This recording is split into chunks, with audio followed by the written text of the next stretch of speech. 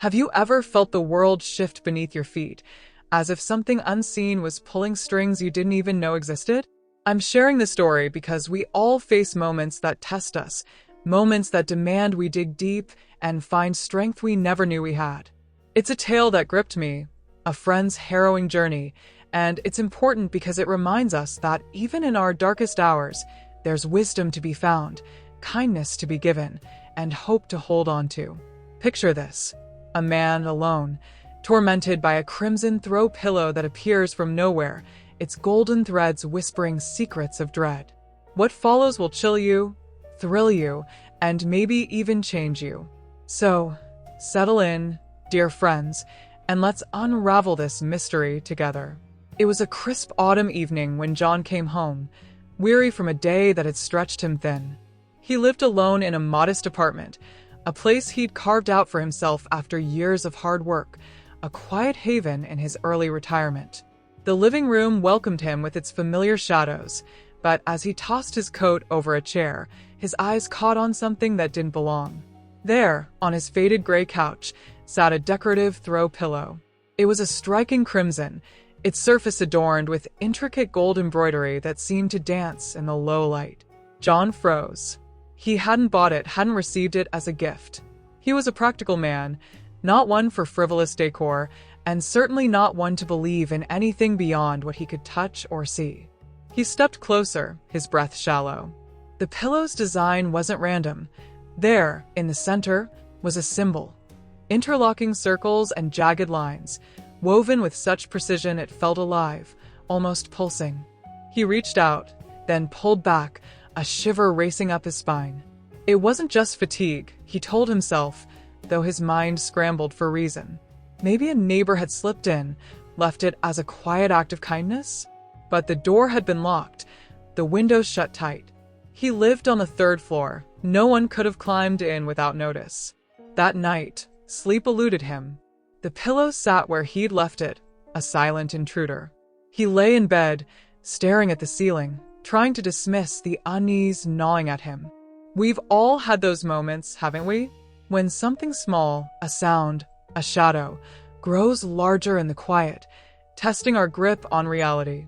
As he drifted toward sleep, he swore he heard it, a faint rustling, like fabric brushing against itself, laced with whispers too soft to decipher. He bolted upright, heart pounding, but the apartment was still. Just imagination, he thought, forcing his eyes shut. Wisdom often tells us to trust our senses, but what happens when they betray us? By morning, the unease had hardened into resolve. That pillow didn't belong here. It mocked the peace he'd built, the simplicity he cherished as he aged into this new chapter of life. He grabbed it, the fabric cool against his skin, and marched it to the trash bin outside.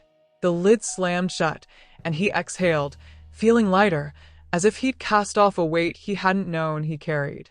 There's strength in letting go, in choosing wellness over chaos, even in small acts. He returned inside, ready to reclaim his day.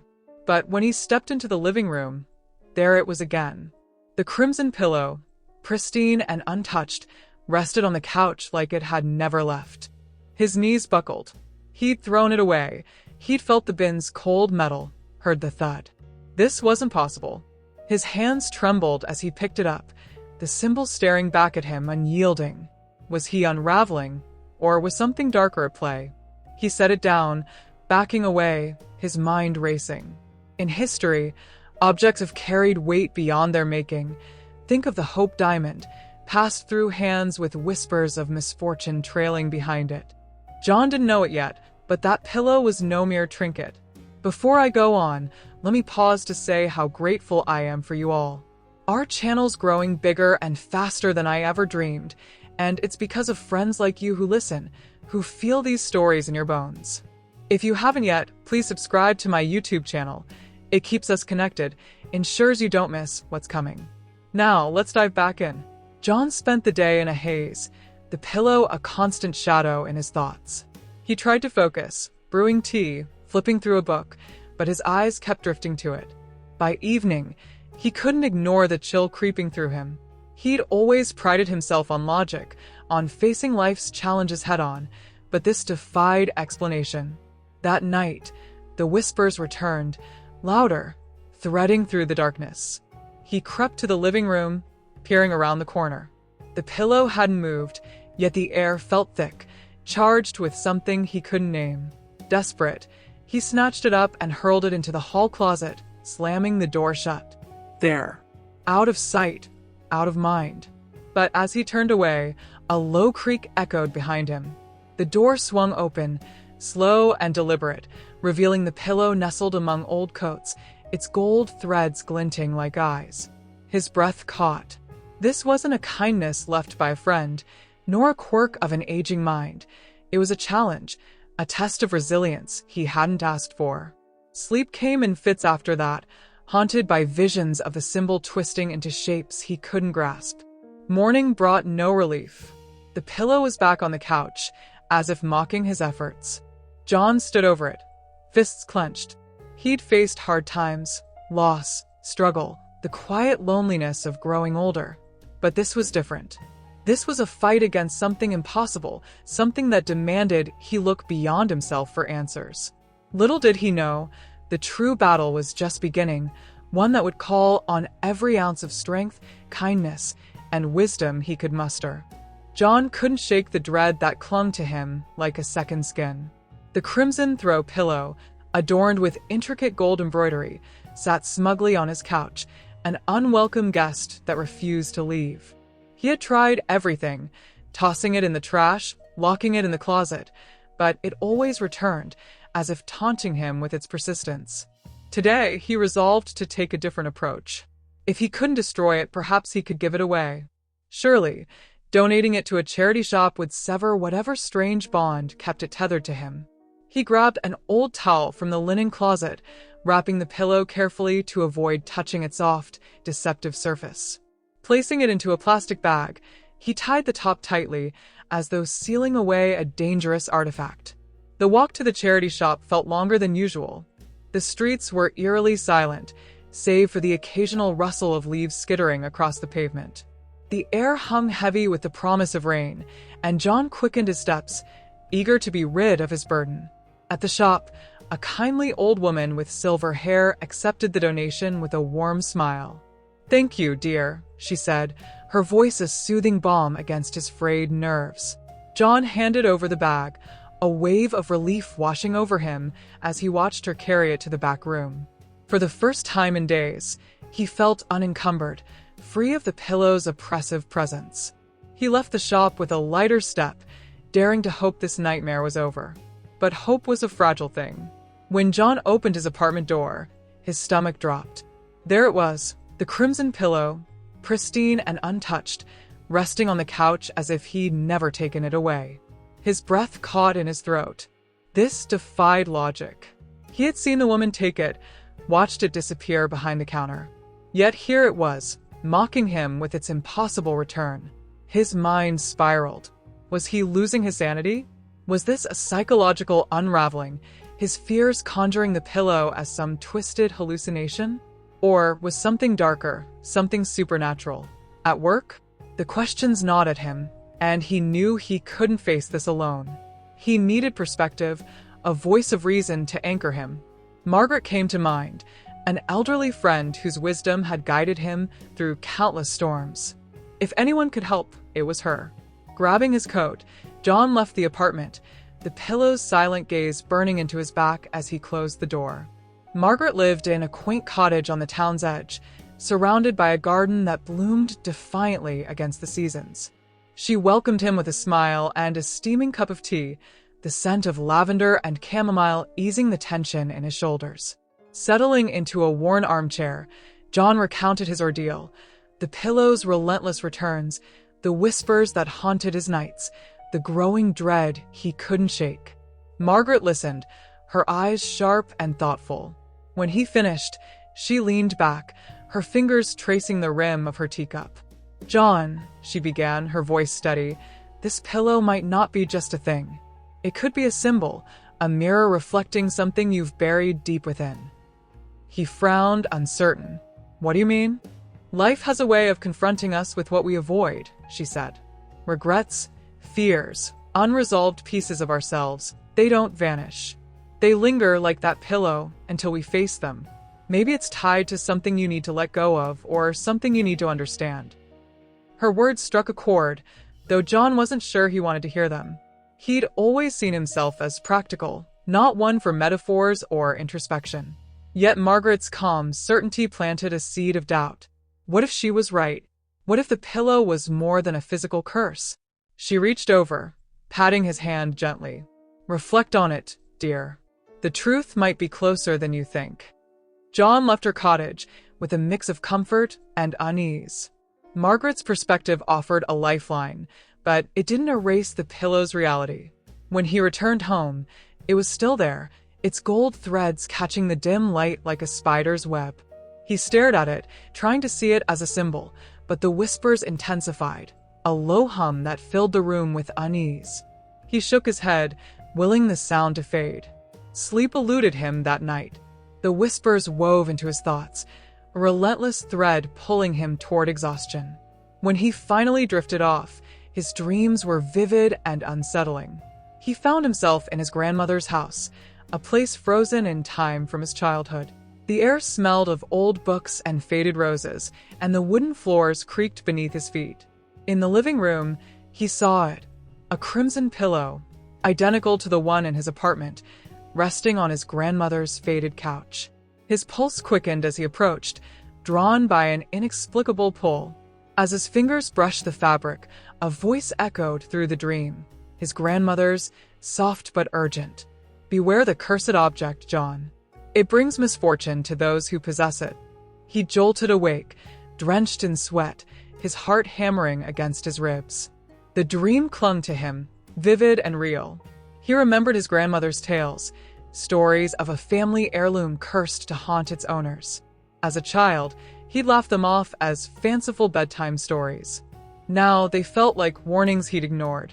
The pillow's reappearances, the whispers, the dream, they weren't random. They pointed to his family, to a history he'd never fully explored. Determination surged within him. He needed answers, needed to uncover the truth behind this torment. Climbing out of bed, he began searching his apartment, pulling boxes from closets and rifling through forgotten corners. The whispers followed him, growing louder, an oppressive chorus that pressed against his skull. He glanced at the pillow, half expecting it to move, but it remained still, a silent sentinel. In the back of a closet, he found an old photo album, its leather cover cracked with age. Flipping through the pages, he scanned the faded images, his parents, his childhood, his grandmother's house. And then he saw it, a photograph of her living room, the crimson pillow unmistakable on the couch. His breath hitched. This was no coincidence. The pillow was tied to his family, to his past. As he closed the album, a yellowed paper slipped free, fluttering to the floor. He picked it up, recognizing his grandmother's elegant handwriting. "My dearest John," it read, "if you are reading this, then the pillow has found its way to you. I must warn you of its dark history and the misfortune it brings. But fear not, for there is a way to lift the curse. You must." The letter was torn, the rest lost. John stared at the jagged edge, frustration boiling within him. He was so close, yet the solution remained elusive. He needed more clues, more pieces of this puzzle. His grandmother's house, abandoned since her passing, might hold the answers. He resolved to visit it, to search for the rest of the letter or anything that could explain the curse. The whispers swelled, a deafening roar that made his head throb. He turned to the pillow, his eyes blazing with defiance. "I won't let you control me," he said, his voice steady despite the fear gnawing at him. "I'll uncover your secrets and end this." Grabbing his coat, he stepped into the night, leaving the pillow behind. The air was cold, the streets shrouded in shadow, but John pressed forward, driven by a need for truth. Unbeknownst to him, the horror was only beginning, and the trials ahead would demand every ounce of his strength, wisdom, and resolve. John's grandmother's house loomed at the town's edge, a weathered monument to forgotten times, its paint flaking like dead skin and its windows opaque with grime. The air hung heavy with the musk of wet soil and rotting foliage, amplifying the unease that shadowed his every move. His footsteps reverberated through the silence as he neared the front door, each one stirring memories he'd long suppressed. The key grated in the lock, resisting before yielding, and he crossed the threshold, the stale air enveloping him like a tomb's embrace. Inside, the house was a time capsule, dark wood paneling, peeling wallpaper, and a ghostly trace of lavender, a remnant of his grandmother's essence. He wandered the rooms, eyes darting for any hint tied to the crimson pillow that haunted him. In the living room, he paused at the couch, its fabric frayed and faded.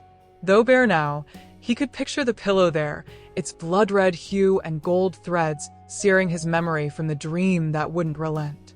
He searched with purpose, rifling through drawers and shelves, fingertips grazing old letters and dusty relics.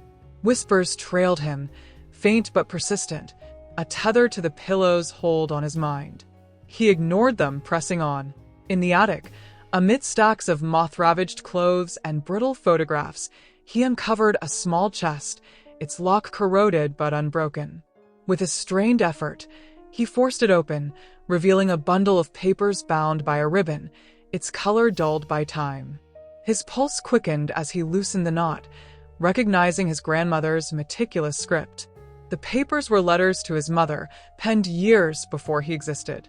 He skimmed them, hunting for references to the pillow or its curse. One letter stopped him cold, its words steeped in dread. "Dearest Eliza," it began, "the pillow has returned, as I feared it would.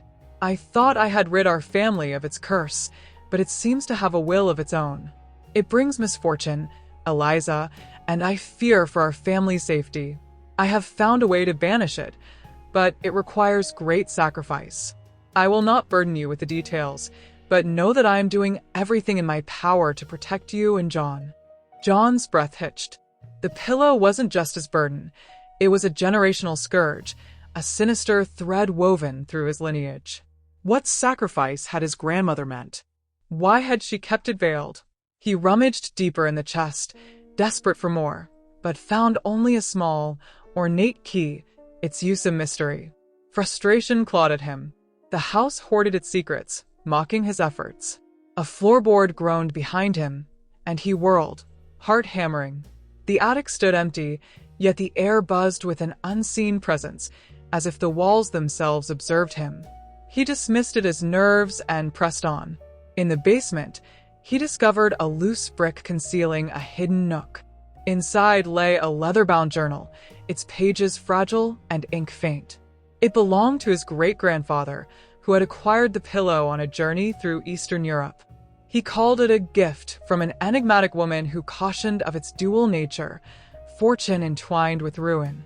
The entries spiraled into chaos, recounting whispers in the dark, glimpses of a shadowy figure, and a cascade of tragedies that struck his kin. The final note was frantic. "I must destroy it, but it will not burn. It defies all attempts to rid myself of it. I fear I have brought a curse upon us all." John shut the journal, his thoughts a whirlwind. The pillow was no mere object. It was a conduit of malevolent force, a blight that had tormented his ancestors. Why had it resurfaced for him? How could he sever its grip? A sudden chill swept the basement, the whispers swelling into a discordant chorus, seeping from the walls. He lunged for the door, but it slammed shut, sealing him in shadow. Panic flared, and he battered the wood, yelling into the void, but the house offered no reply, its silence a cold rebuke. In the gloom, a faint light flickered from the room's corner. Edging closer, he found an alcove harboring a mirror, its surface murky with age. The whispers crescendoed as he stared, the glass shimmering like rippling water.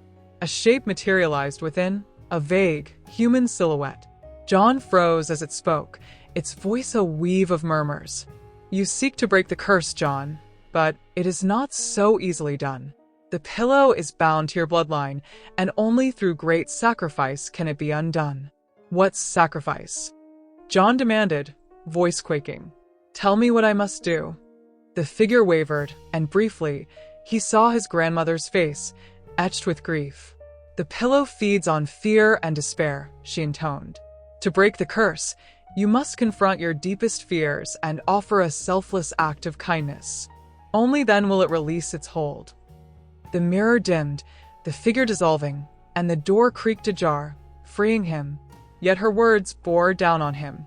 Face his fears? Perform a kindness? The concepts felt elusive, daunting.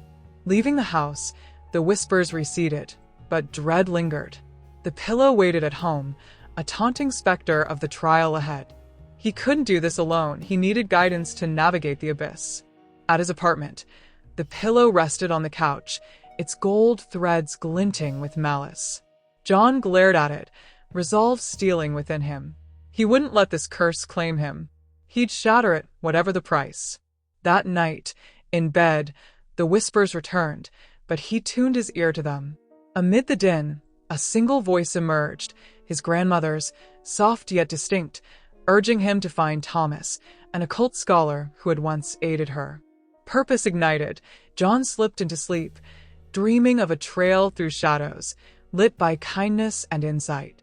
Unbeknownst to him, the real ordeal loomed, poised to test his every fiber with horrors yet unseen.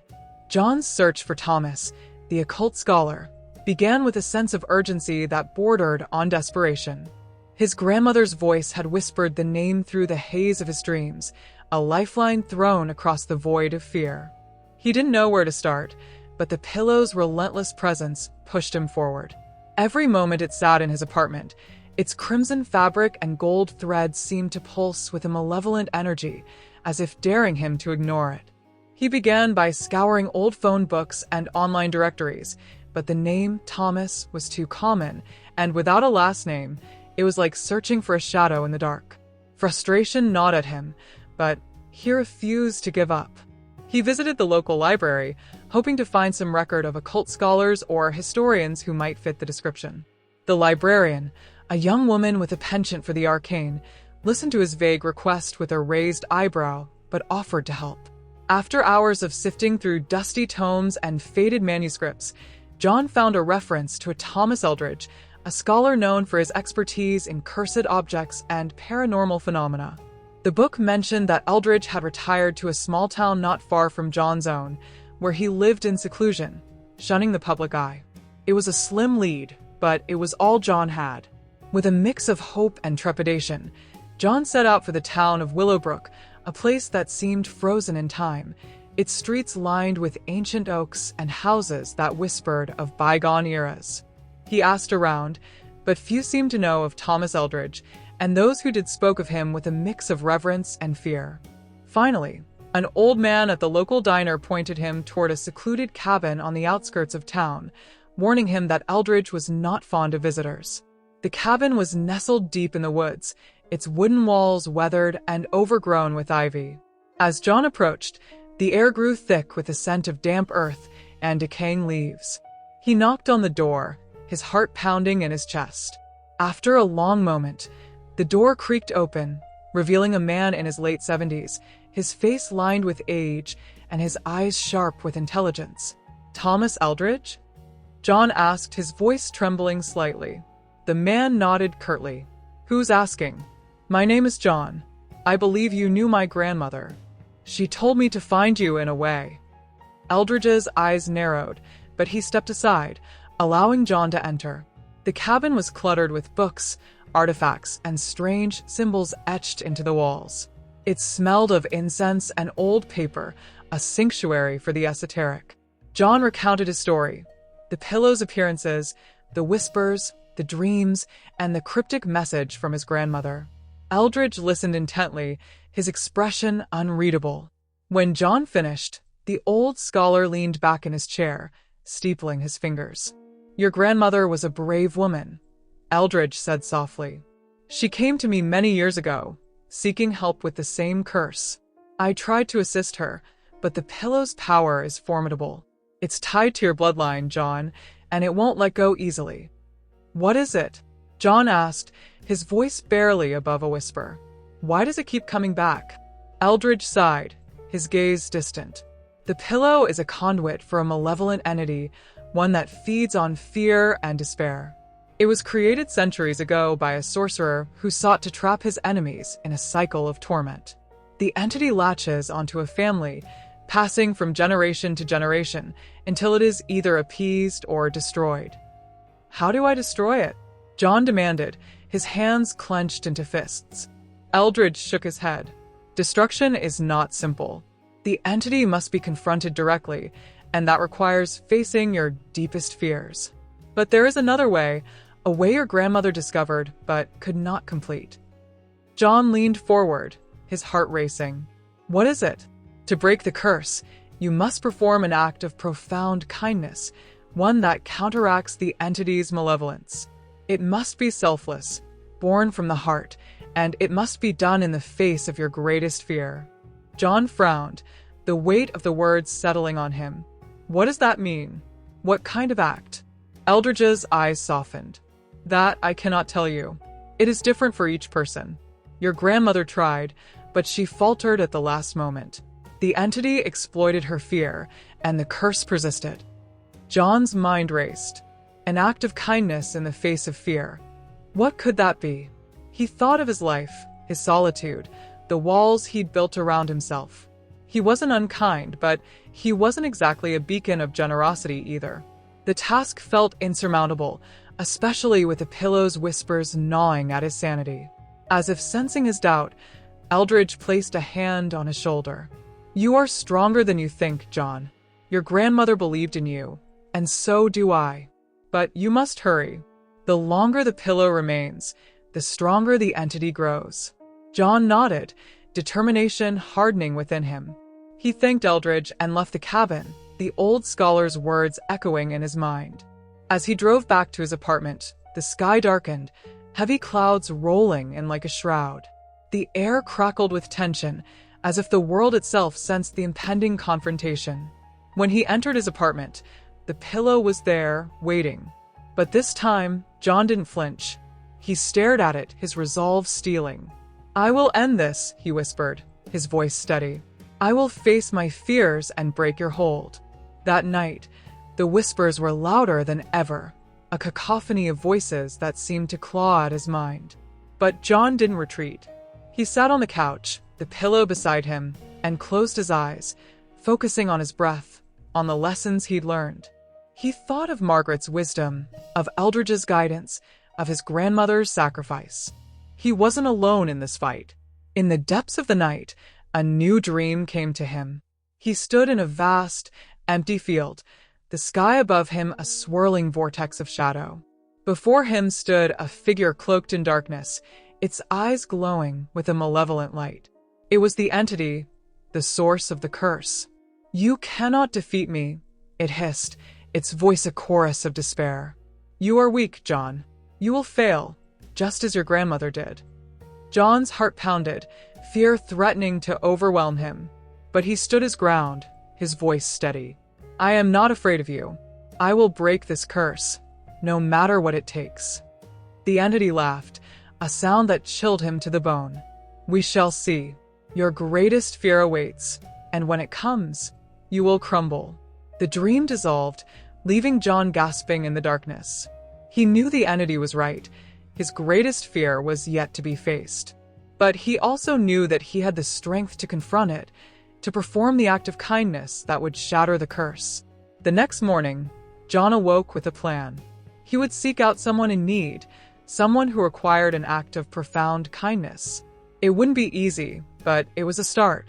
He left his apartment, the pillow's whispers fading as he stepped into the daylight.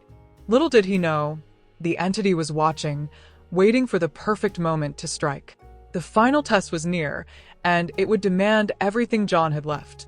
John's resolve to perform an act of profound kindness led him to the streets, his eyes scanning for someone in need. The city bustled around him, indifferent to his inner turmoil. He wandered past cafes and shops, his mind a storm of doubt and determination. What would constitute a profound act? How would he know when he'd found it? The pillow's whispers had faded in the daylight, but their absence only heightened his anxiety. He knew the entity was biding its time, waiting for his moment of weakness. As he turned a corner, he spotted an elderly woman struggling with a heavy bag of groceries. Her face was etched with exhaustion, her steps faltering under the weight. Without hesitation, John approached her, offering a gentle smile. "May I help you with that?" Her eyes lit up with gratitude as she handed him the bag. "Oh, thank you, young man. These old bones aren't what they used to be." He walked her home, listening to her stories of a life well lived, of joys and sorrows that mirrored his own in unexpected ways. When they reached her doorstep, she patted his hand, her touch warm and reassuring. "You're a kind soul," she said. "The world needs more like you." John left with a sense of warmth, but doubt lingered. Was this enough? It felt too simple, too mundane to break a curse centuries old. He needed something more, something that would challenge him to his core. Days passed, and John continued his search, performing small acts of kindness wherever he could, helping a neighbor with repairs, volunteering at a local shelter, even rescuing a stray cat from a storm drain. Each act brought a flicker of hope, but the pillow remained, its presence a constant reminder of the curse's grip. One evening, as he returned home, he found a letter slipped under his door. It was from Margaret, his wise friend, inviting him to visit. He hadn't seen her since their last conversation, and the thought of her steady presence was a balm to his frayed nerves. He decided to go the next day, hoping she might offer guidance. Margaret welcomed him with her usual grace, her cottage a sanctuary of calm. Over tea, he shared his efforts, his voice tinged with frustration. "I've tried, Margaret. I've helped people, done what I can, but the pillow is still there. I don't know what more to do." She listened, her eyes thoughtful. "Kindness isn't always about grand gestures, John. Sometimes it's about the small, quiet acts that touch a heart deeply. But perhaps there's something you're missing, a fear you haven't faced." Her words struck a chord. He'd been so focused on helping others that he hadn't confronted his own fears. What was he truly afraid of? The entity had taunted him, promising to exploit his greatest fear. He needed to understand what that was. That night, back in his apartment, John sat on the couch, the pillow beside him. He closed his eyes, delving into his memories, his regrets. Images flashed, his parents' deaths, his isolation, the loneliness that had become his companion. But beneath it all, there was something deeper, a fear he'd buried so long ago he'd almost forgotten it. It was the fear of loss, of loving and being loved, only to have it torn away. He'd built walls around his heart, convinced that solitude was safer than the pain of connection. But now, faced with the curse, he realized that his isolation was feeding the entity's power. To break the curse, he needed to open his heart, to risk love and loss once more. The realization hit him like a wave, and with it came a plan. There was someone he needed to see, someone he'd pushed away years ago, his estranged daughter, Emily. They hadn't spoken in over a decade, their relationship fractured by misunderstandings and unspoken words. Reaching out to her would be the hardest thing he'd ever done, but it was the act of kindness he needed to perform, not just for her, but for himself. With trembling hands, he picked up the phone and dialed her number, his heart pounding as it rang. When she answered, her voice was cautious, tinged with surprise. "Dad." "Emily," he said, his voice breaking. I'm sorry. For everything. I want to make things right. Can we talk?" There was a long pause, and then softly, "Yes." "I'd like that." They agreed to meet the next day at a park they used to visit when she was a child. As John hung up, a weight lifted from his shoulders. He'd taken the first step, but the hardest part was yet to come. The next morning, he arrived at the park early, the air crisp with the promise of autumn. He sat on a bench, watching families play, their laughter a stark contrast to the turmoil within him. When Emily arrived, her face a mix of hope and hesitation, he stood, his heart swelling with a love he'd long suppressed. They talked for hours, sharing their pain, their regrets, and slowly, tentatively, rebuilding the bridge between them. It wasn't easy. There were tears, apologies, and moments of silence where words failed, but it was a start.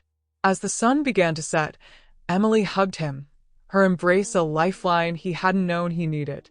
"I've missed you, Dad," she whispered. "I've missed you too," he replied, his voice thick with emotion. As he walked home, a sense of peace settled over him. He'd faced his greatest fear, reaching out, risking rejection, and opening his heart. Now he hoped the curse would be broken. But when he entered his apartment, the pillow was still there, its crimson fabric gleaming in the dim light. Despair threatened to overwhelm him. Had he failed? Was there more he needed to do? Suddenly, the whispers returned, louder than ever, a cacophony that filled the room. The air grew thick, and a shadow coalesced before him, taking the form of the entity from his dreams.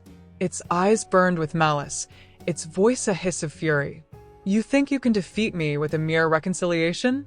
It snarled. "You are weak, John. Your fear still lingers, and I will feast on it." John's heart raced, but he stood his ground. "No," he said, his voice steady. "I've faced my fear. I've opened my heart, and I've found strength in love and kindness. You have no power over me anymore." The entity laughed, a sound that chilled him to the bone. "We shall see." It lunged at him, its form dissolving into a swarm of shadows that enveloped him. John gasped, the darkness pressing in, suffocating. But in that moment, he thought of Emily, of Margaret, of all the people he'd helped.